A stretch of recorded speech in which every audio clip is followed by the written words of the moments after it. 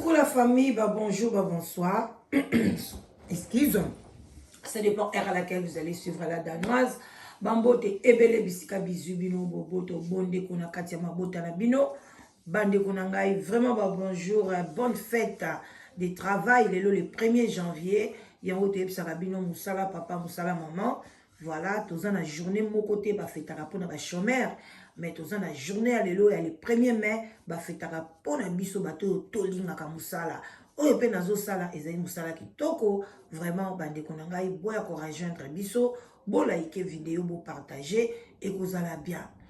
vraiment bande ko ngai nazana ebele ya koloba te mais tozali na sango moko toye ko panzela bino oyo bino pe boko panza oyo bino pe boyo kaboyeba ba cause nini oyo bantu ya leta ba pesi biso ke tozali awa concert ya Moïse Mbie ezali annulé. Moïse Mbie, il fallait abeta lelo na 18h. Hein. Vraiment, il fallait abeta lelo na 18h. Alors, bande konanga ba fiche banda inane, badle kisaka ba fiche kaka de église à église, église à église. Muto azaki na tête nango penza bande ko sepela nango makasi, ezalaki mwana ya Marie Misamo, alobaki kozala bien pona ye, akozwa mwa lupemba na ye, akomata, akoyemba. Vraiment bande ko zelango maboko polele.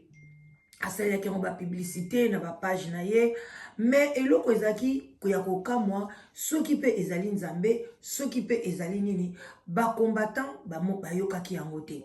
ba combattant ba yebaki te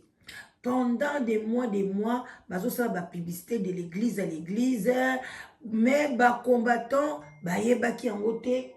ou bien soki ba yebaki yango ba bandeki kozela nanu jour yango ekoka pona baya ko se manifester.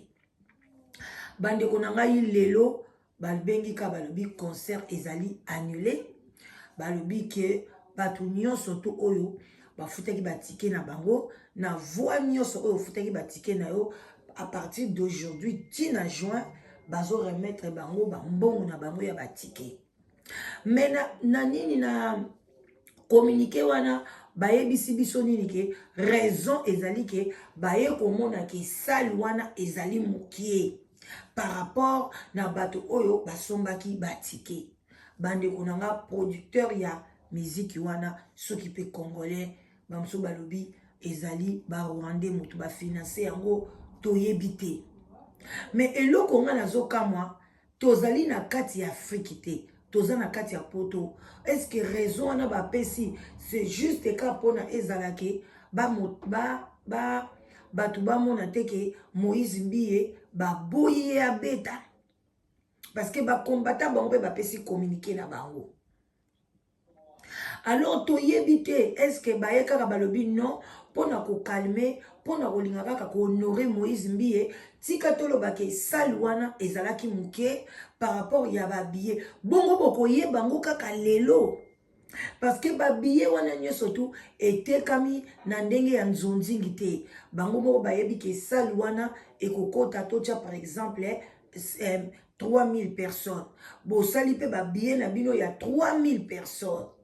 donc boteki ba billet et lobi pete ke batu nyonso o basobi ba billet lelo pe bamso basi bazana bango maladie bamso pe bayaka na bango na dernière minute bakokenda bango isute andimi billet ke nango zéro. Comment vous annuler ça na bino na raison wana comme si toza na Congo bozoteka ba billet en désordre bateka ba billet selon ba place oyo ezali parce que tout ça bo foutre la mot taxe bozwa ba bato baya ko surveiller na porte ba donc incendie service incendie faut ezala alerter biloko tout wana ezalaka déjà organisé à tozana poto précisément na UK en tout cas côté wana bakoti kabinote salle ezala débordé alors comment bino bakoloba kaka lelo na dernière minute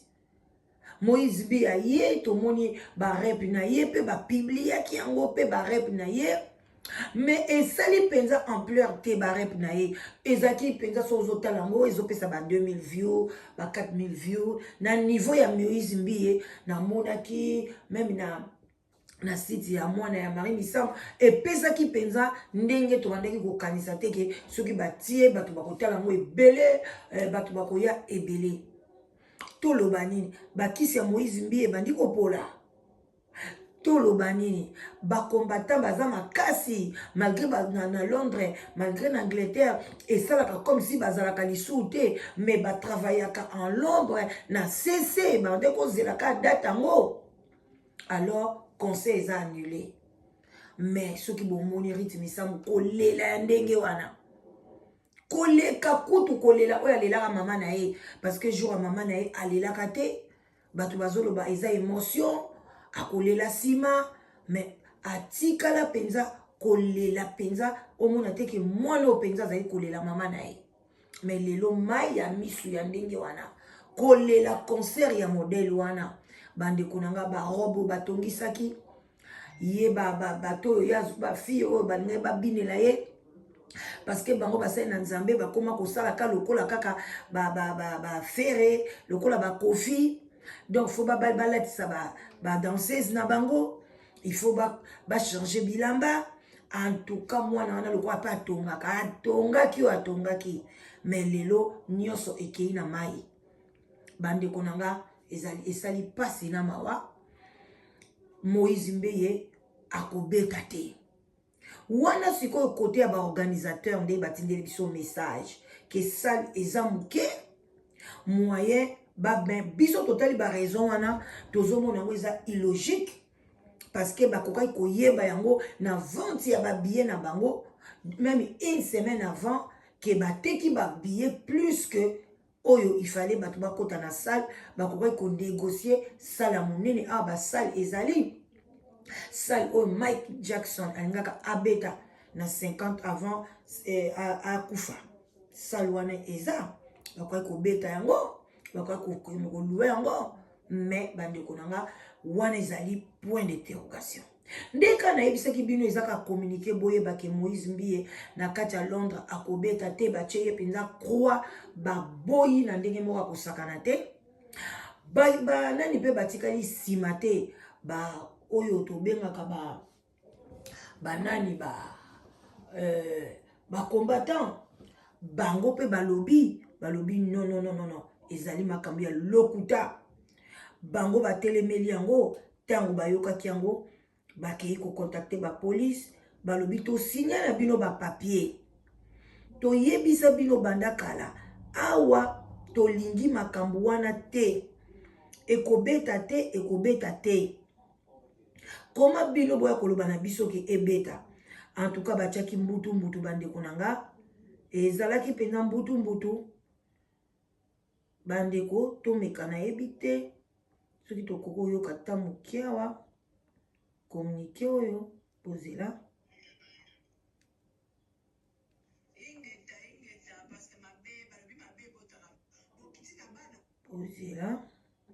tokoyoka ta moke soki pe bozela moke nazolinga toyoka ta combattant wana ndeni alobaki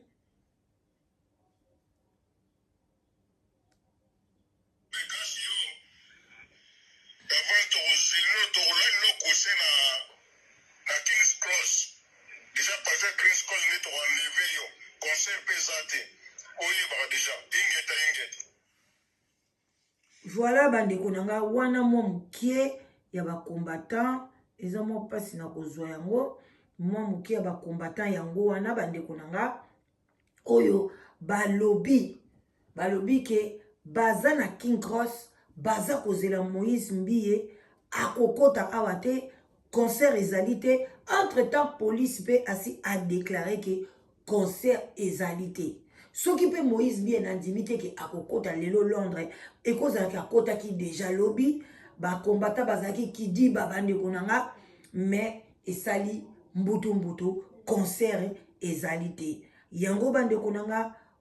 eza vraiment pasi na mawa koyoka batetu ya bamusicien na biso bandeko bozela tomeka sokotia yango azokobeta wa orkese basalongo depuis année passée babomba wana bakombata nde mikolo nde babandi kobimisa babimisi nde concert yango nde toyoyeba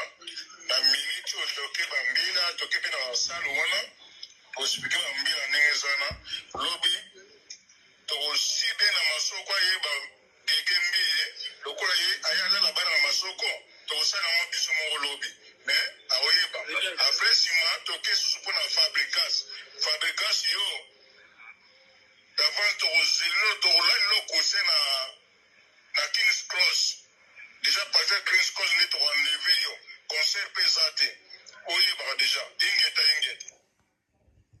Voilà, bande konanga, bosi koyoka, wana communiqué ya ba combattant, mokonza ba combattant, ya kati Angleterre, a pesi communiqué à lobby concert ezate, basi ba keina police, basi ba nini, police pa lobby, oui, al balaksi ba papier na bango, ndenge ba trouble bimaka na France, ndenge pe ba solana ba police ke concert eko kobeta na kati ya mboko yote, ni ya église,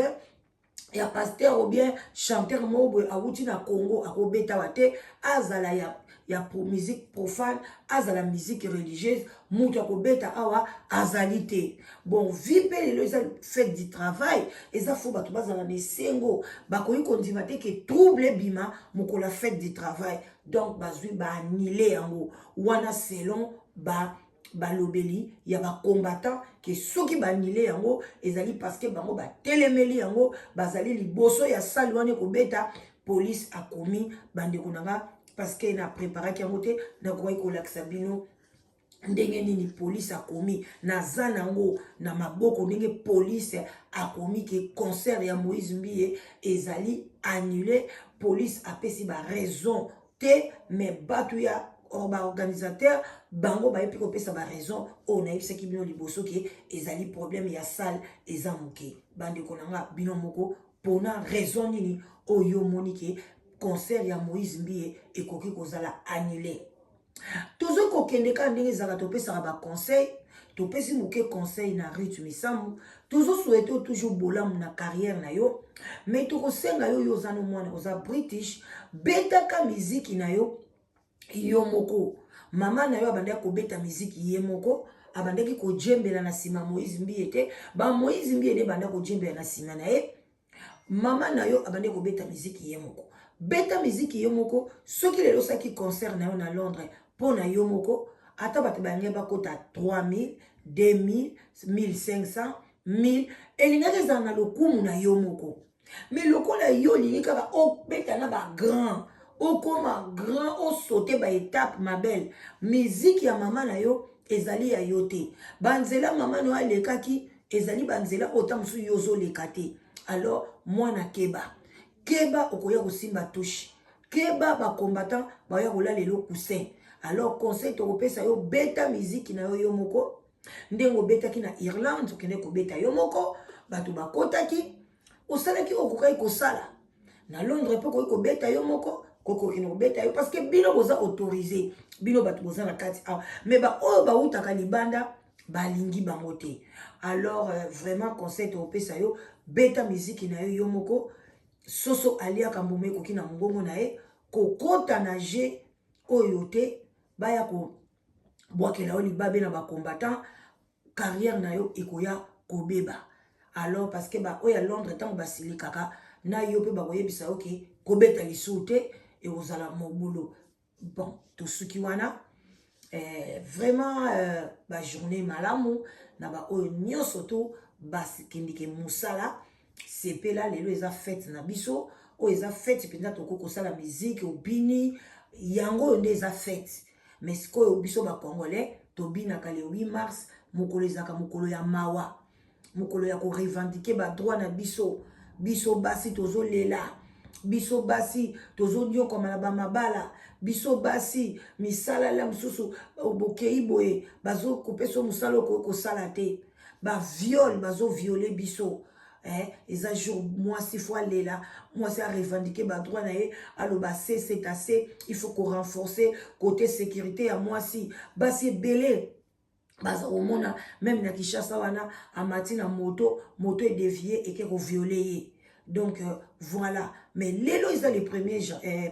les premiers mai des jours oyo mutu nyoso azora salaire mutu nyoso aza boss mutu nyoso to ayebike na futa ka batu nanga mutu nyoso ayebike ngape na azora salaire nanga ezali fête otoko ko tia musique tozali ko bina tozali ko sepela ezande lelo mais komona lelo bato bavandi na ndako lokola mawa bavandi kaka boye bazoyeba te bamusukutu basiliki congé ya nini mpo nani bakangi ba magasin mpo na nini boye non fo miloko nyonso ekangama eti biso na yuke nyonso eza ya kokangama fo mutu nyonso to avanda na ndako aenjoy asepela oyo asalaka balobi ezaka mikolo nyonso tout te musala mais un moko pe faut ko sepela voilà donc na kosenga bino à partir ya lelo yo moto yebaka te tiaka mbongo pembeni chaque les premiers au talimbongo no oyo bombi au sepeli au sombi sapata bien sac à bien veste kitoko na papa chaussures au lati kitoko pona musala osalaka lelo feti nango bongo te. En tout cas wana mama leki la vino la danoise bo partager émission oyo bo like yango et kozala et ko pesa moi un plus et puis bino ba musicien profane ba musicien nini bo yaka biyaka yakate beaucoup banda ko bebisaka ba mbongo ba producteur na bino et puis réputation na bino kozaka ka ko bebaka et puis surtout bino basai na nzambe soki ba pekisi yo tika koya ko tia tembete Moïse mi mosai na nzambe cela veut dire que soka yaki c'est Dieu qui a parlé bon ndeni akoma betate. En tout cas c'est vraiment regrettable mais concert ezate to sengi kaka na rythme samu pamusama ya misu popula mabele tia libaya pona yo moko bato bakokota. Bye bye, bisous.